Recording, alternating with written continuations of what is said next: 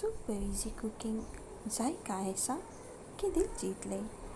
अस्सलाम वालेकुम प्यारी बहनों, सुपर इजी कुकिंग में खुशामदीद। आज हम बनाने जा रहे हैं जनाब आलू गोश्त का सालन, जो कि बहुत डिलीशियस बनकर तैयार होगा।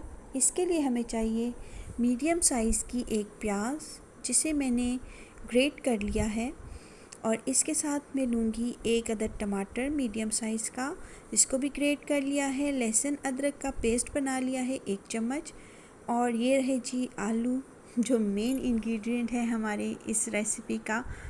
और ये है जी गोश्त, आधा किलो के करीब गोश्त है और ये बॉइल्ड है। अब आलूओं को हमने गर्म पानी में थोड़ी देर के लिए उबाल लेना है, ताकि इनका कच्चापन निकल जाए। कढ़ाई में 2 चम्मच तेल डालिए और प्याज को डालकर ब्राउन कर लीजिए। ये देखिए जनाब, आलू जो हैं उनमें बॉईल आना शुरू हो गया, क्योंकि गर्म पानी में डाले थे। और इधर हमारी प्याज भी जो है वो ब्राउन हो रही है। जब इस स्टेज पे प्याज आ जाए, हल्की ब्राउन हो जाए, तो इसमें आपने गोश्त डाल देना, ताकि गोश्त भी प्याज के साथ फ्राई होता रहे।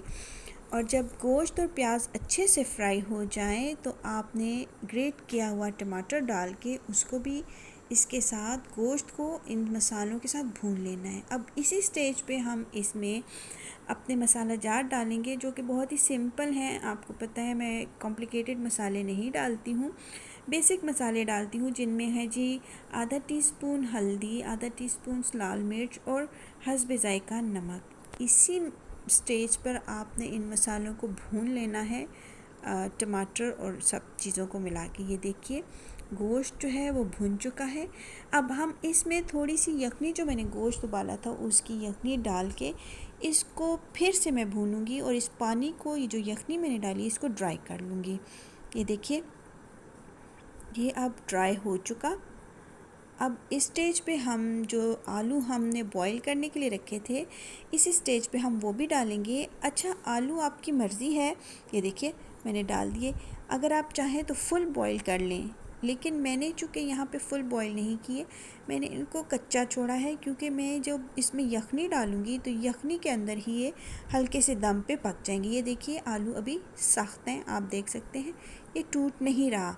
तो इस वजह से आप यहाँ पे फुल बॉयल आलू भी डाल सकते हैं, ऐसा कोई मसला नहीं है। और फिर इसमें आप यखनी डालिए और 5 मिनट दम लगाकर आपका सालन तैयार हो जाएगा।